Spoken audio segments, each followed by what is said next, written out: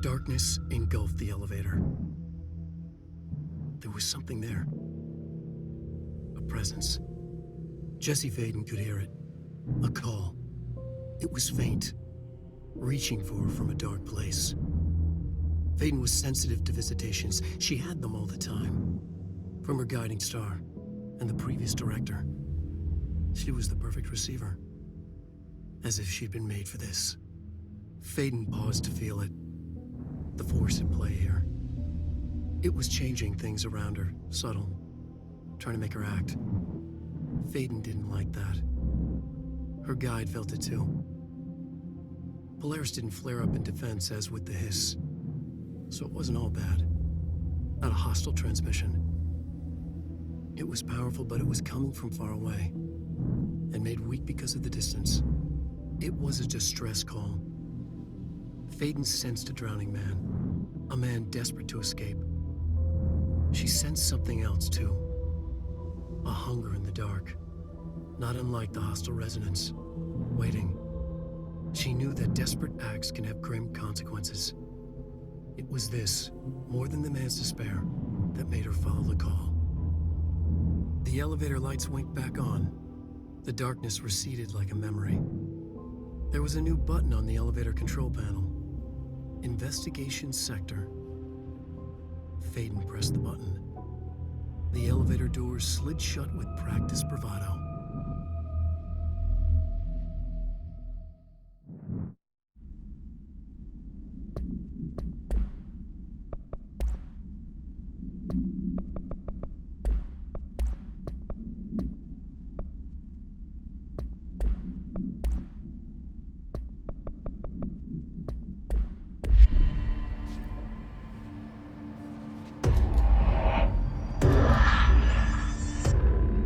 Do we know each other?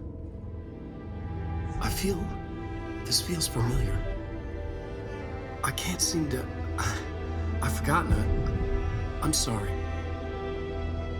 My name is Alan Wake.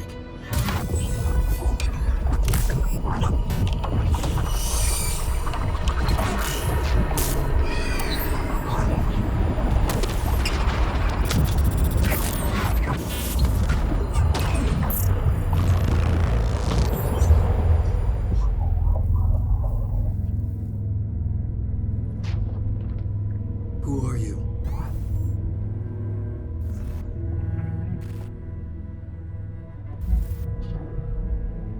Who are you? Do I know you? I'm your friend Tom. Tom Zane. There's nothing to worry about. Tom. The poet. The diver. You look different. That was just a role.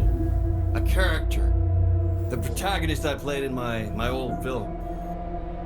I'm a filmmaker. An auteur like yourself. We're working on this together, remember? An artistic collaboration.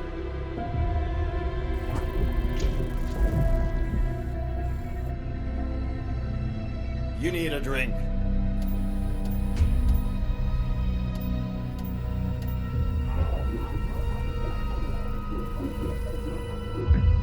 Yippish.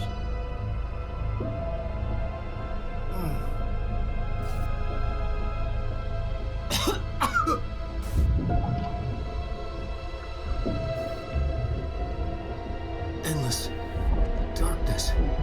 Nothing holds still. But we're very close now. You've been riding. You found a way to escape. It'll work this time. Riding? You found a way! No. I don't... Wait. There's something. It's my double. He's out there. I've seen him. Yeah. Nothing to worry about. I'm dealing with it. It's fine, my friend. Let me handle him. You've met him? What the hell? Now, come on. You misunderstand me.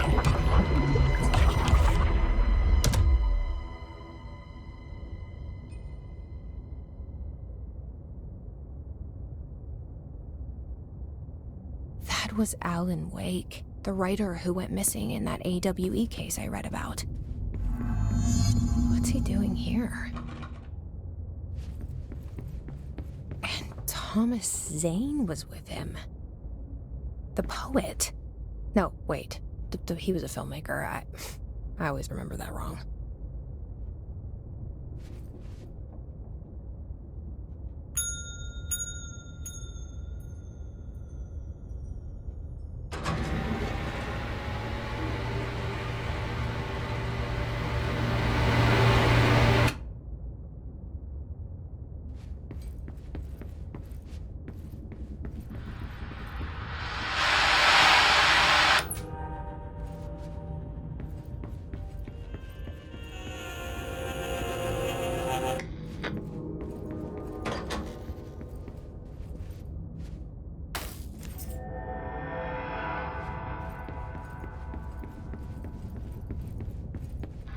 Dr. Emil Hartman, devoured by hungry darkness, became the thing that had been Hartman.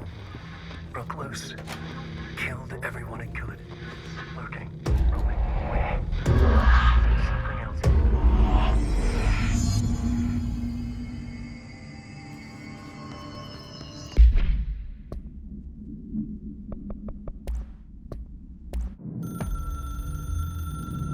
Dr. Emil Hartman was desperate. The Federal Bureau of Control had stolen his life's work. This was his last chance, his final experiment. What he'd been too scared to do before. Hartman dove into the lake, was taken, devoured by hungry darkness, became the thing that had been Hartman. Only an echo of him remained, fragmented impulses on autoplay, violent, bloodthirsty darkness in the driver's seat. Emerging from the lake, the thing was captured by the FBC. Brought in, contained, studied. The thing broke loose, killed everyone it could. The FBC fell back and sealed the sector. The thing was alone in the dark, lurking, roaming, waiting. Then something else came. Not darkness, but similar enough. A sound, a resonance.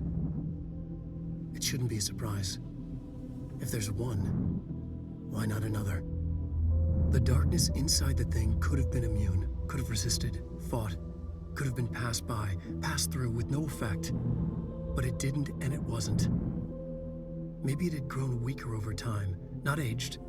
It was timeless, but weaker with no link to its source. A metamorphosis followed. The thing that had been Hartman went through another change.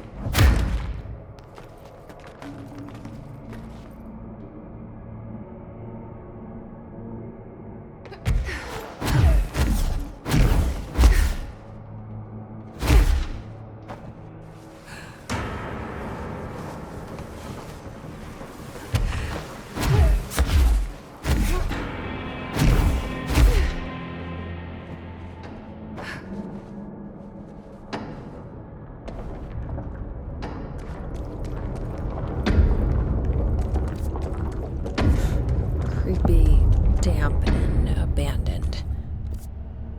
Why did Wake want me to come here?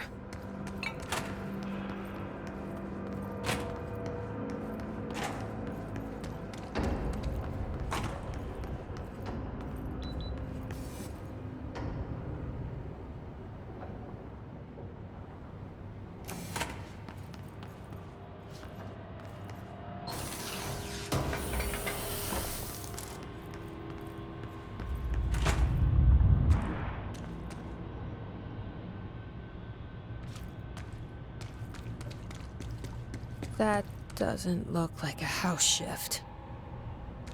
Do I even want to know?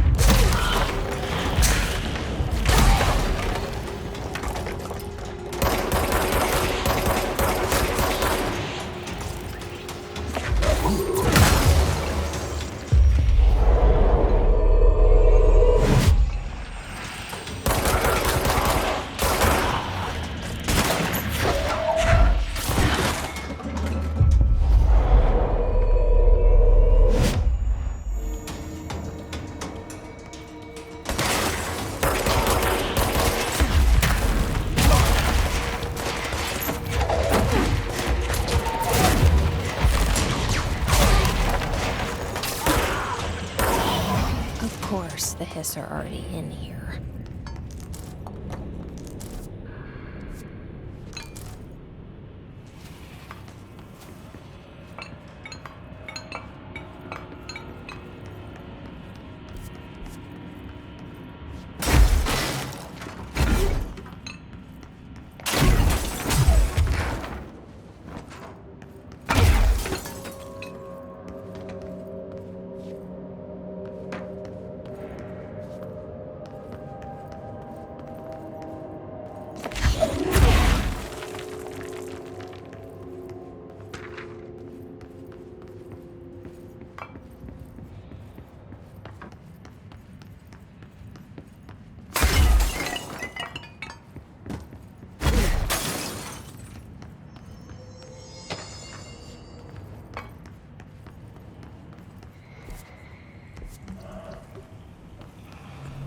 This darkness is blocking the door.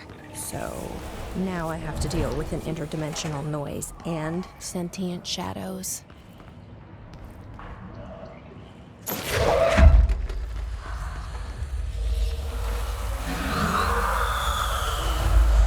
Light burns it away, huh? Makes sense.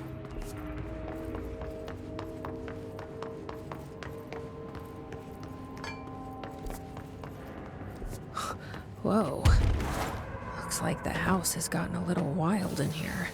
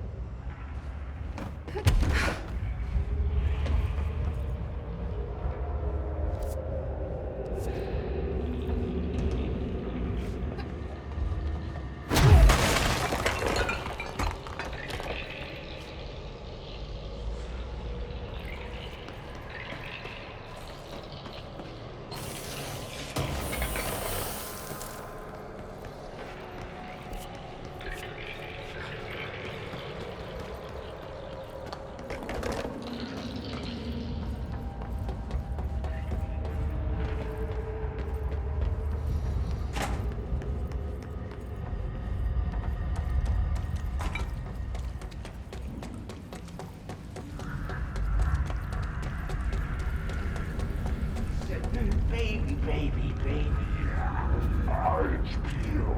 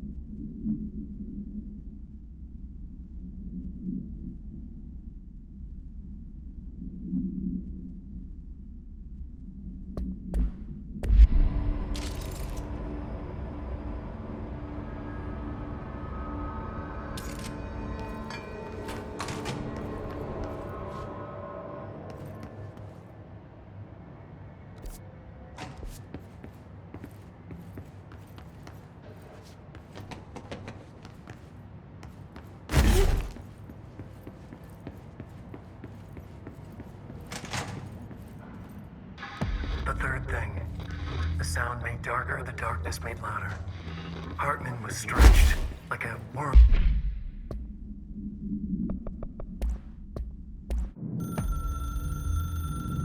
The resonance carves its way through the thing that had been Hartman, vibrating, remolding.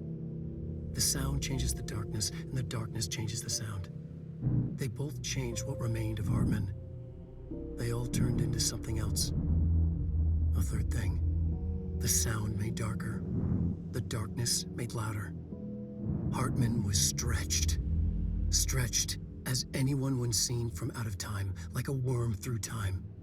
Almost an Ouroboros, a spiral, a maelstrom.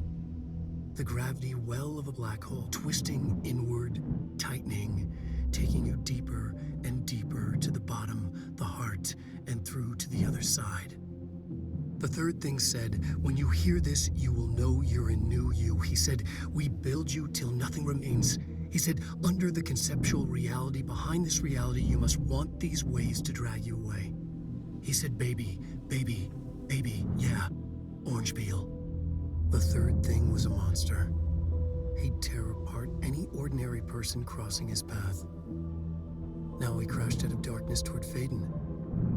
There was nothing ordinary about Faden.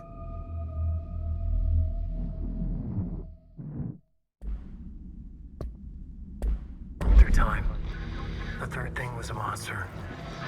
Now he crashed out of darkness toward Faden.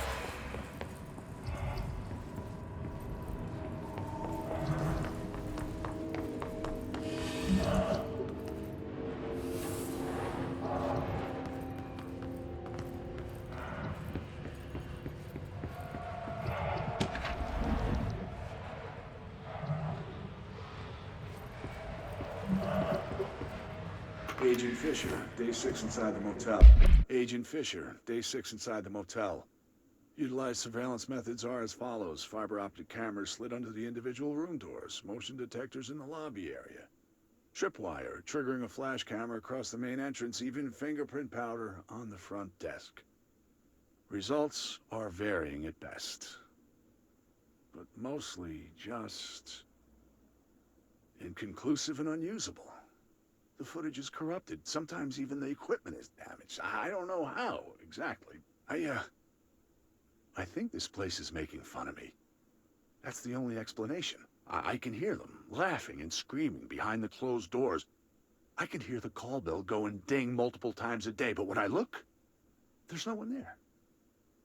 I know I'm supposed to stay out of sight, but I've seen the doors closing just before I can catch even a glimpse of anyone or anything. They're messing with me, whoever they are. I think... Wait, shh. There's something. I gotta get this. Gotta get the cable out. Come on, you fiber optic fuck, cooperate. Okay, there we go.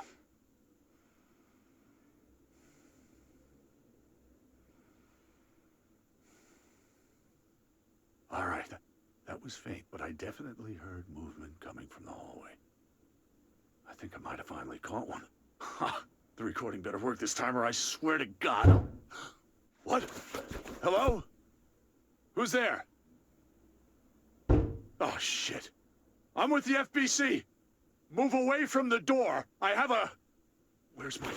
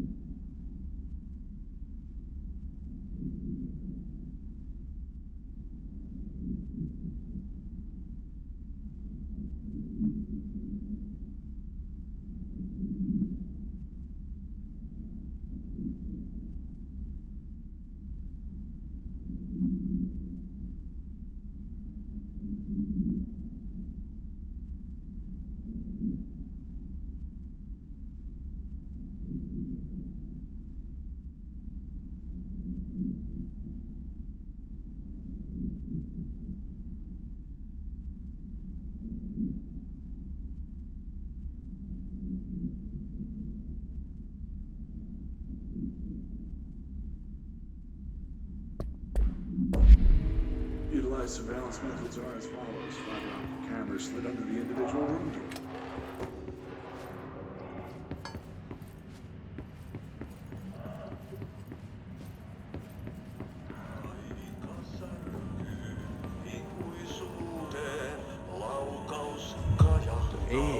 The plans is darkness everywhere. New day, same old bloody system, except the old way. Like tar but good for nothing. Get rid of it.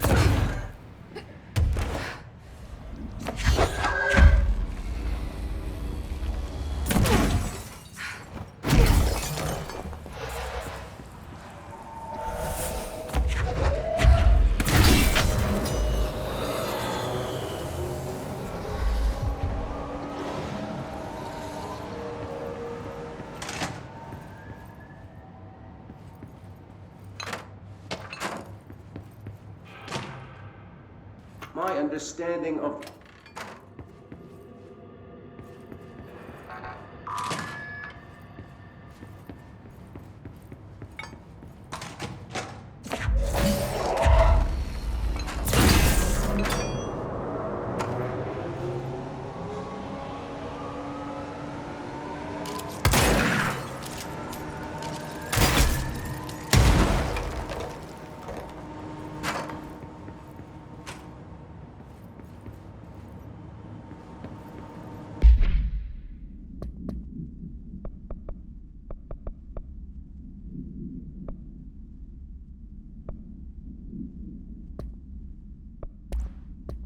My understanding of the darkness is fragmented, incomplete.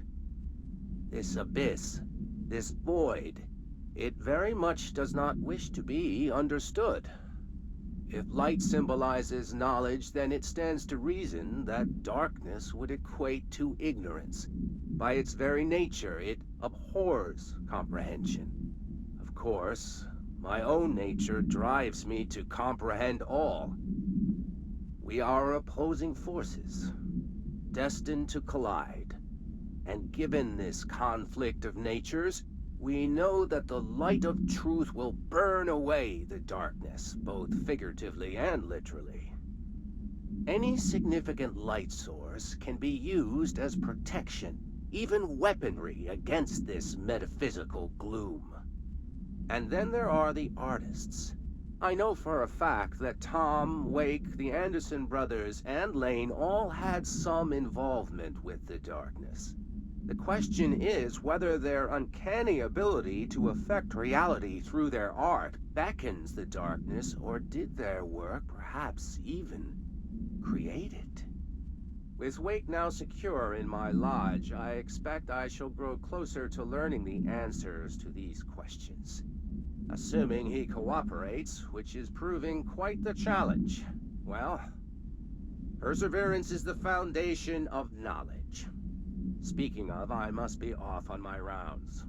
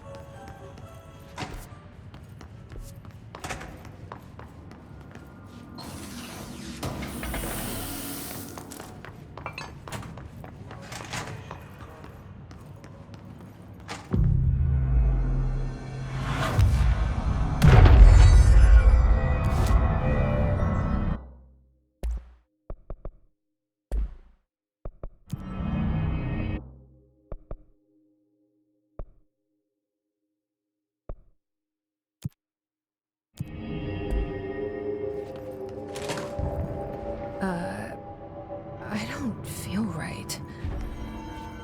Something in this darkness is draining me.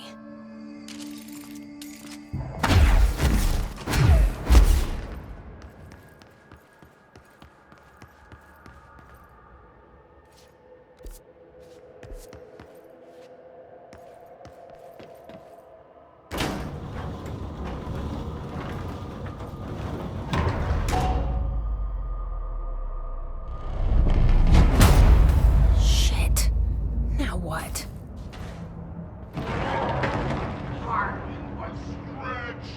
What is that? Ugly darkness. Come on, elevator, time to go!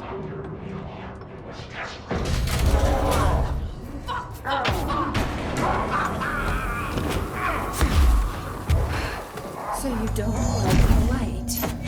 What is that?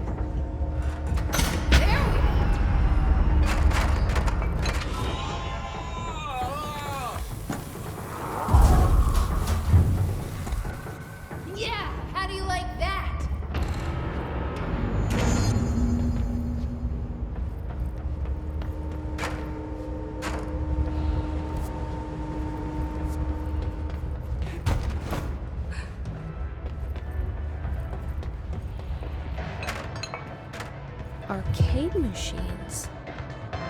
Shoom. Shim? Shoom. Whoa. Whatever.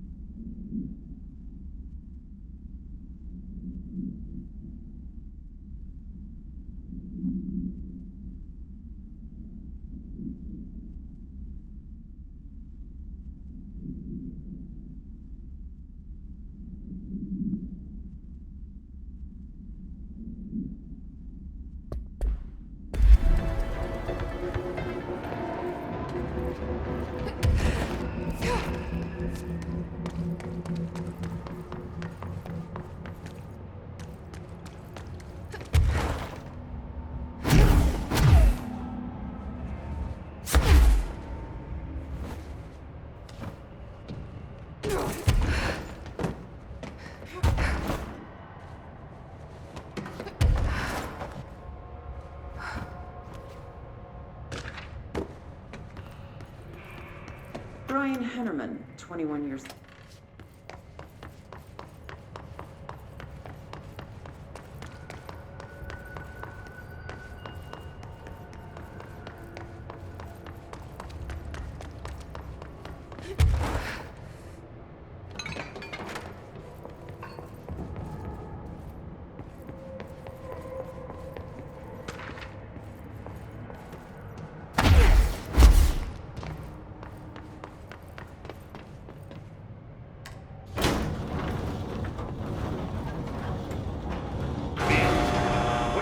Investigations. Jesus, don't scare me like that, Langston.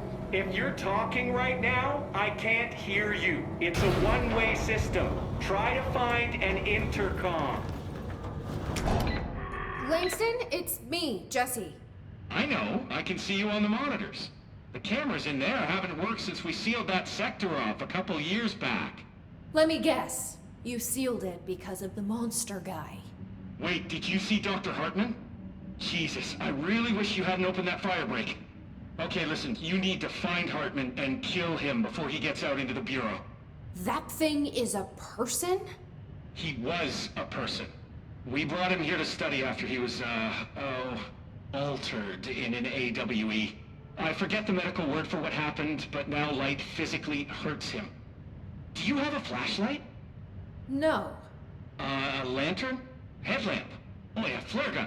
Oh, Christmas lights! You could wrap them around your... I don't have any of those, Langston. Shit. Okay, well, I'm sure you'll think of something. I'll keep an eye on you from the Panopticon. This is kind of exciting, right? Maybe from where you're standing. Right, okay. Well, break a leg. Oh, why did I say that? Okay, this Hartman thing can't have gotten very far. Let's go flush him out. Langston was right. This is kind of exciting. It's just nice to have someone to talk to, you know? Ever since I got put in charge of the Panopticon, people treat me different, like I'm crazy for wanting to work with altered items. People just don't understand the altered items like I do, you know? I don't want to brag, but it does take a very empathetic mind to connect with the items. Doesn't Still, want to I don't know why brag. people are making it so personal. Right. I mean, the teams in research handle paranatural materials every day, and no one thinks they're weird. Well, maybe that's not true. Darling is famous for being a bit out there, but when he's weird, it's charming. Altered items really aren't that frightening once you get to know them. If you figure out what they like or don't like, you know, what sets them off, then there's nothing to worry about. I guess at the end of the day, we're still just wild animals scared of our own shadows. We're supposed to be on the same team, but sometimes it feels like it's every department for themselves, like it's a race and we're all trying to be number one. If it is a race, though, I'd say Darling is a mile ahead of everyone else. He was Trench's golden boy for years, but that relationship has gotten pretty tense, or so I've heard through the grapevine. Not that I spread rumors, just, you know, people talk. Not me, though. I keep my nose to the grind. Too much work to do to focus on those kinds of things. I need to stay focused so I can get my work done and get home to feed Alfred. He's just gonna talk forever, can't always isn't make he? it home for mealtime, so I have my neighbor check in on Alfred at 7 o'clock if I'm not back yet. She's very nice. Her name is Maria. She's older. She came to New York in the 50s to attend school and has been here ever since. She has a couple of kids. I met them at Thanksgiving. Big family. Very nice people. Anyway, she has a key to my apartment, and she gives Alfred his dinner if I'm not home. I'm gonna have to buy her a nice fruit arrangement as a thank you after this. I'm missing a lot of Alfred's meal times. She's probably gonna have to go to the store for more wet food. I'll have to remember to pay her back. Hold on, let me make a note. Pay back Maria for Alfred's food. Okay. Oh, one more thing. And buy her a fruit arrangement. All right, done. Are you a cat person? I don't think I ever asked. You seem like one, though. You'd like Alfred. He's very proper. Really carries himself well, you know? I named him after my favorite poet. Felt like a good fit. I got Alfred just before Sylvia died when I was at the...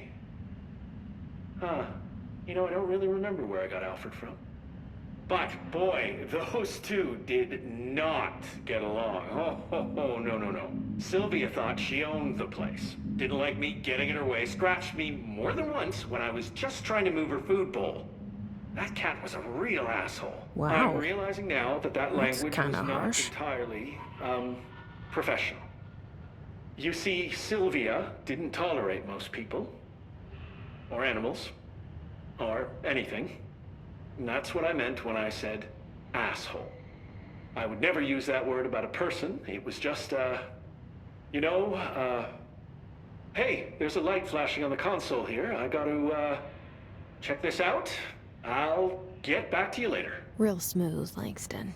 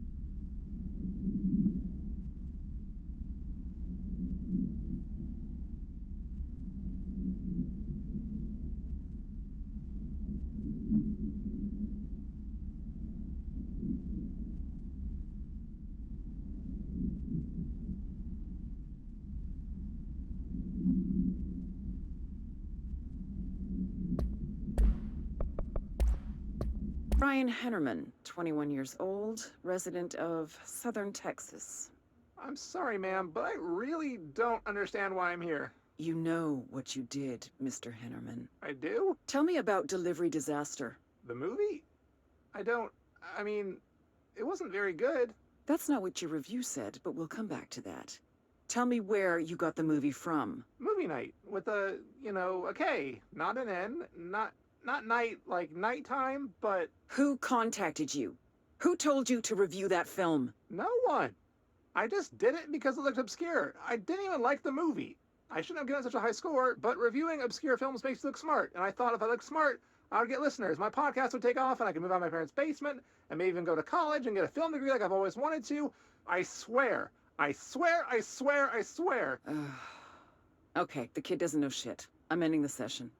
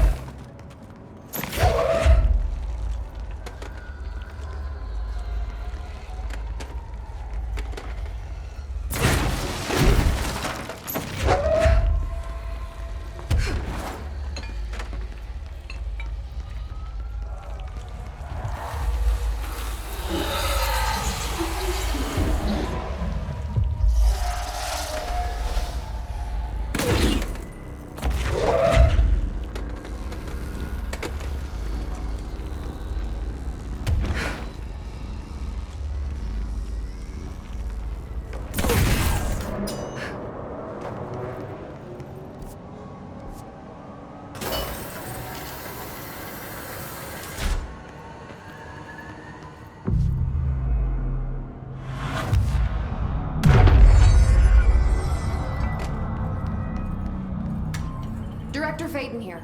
Dispatch a ranger to this location.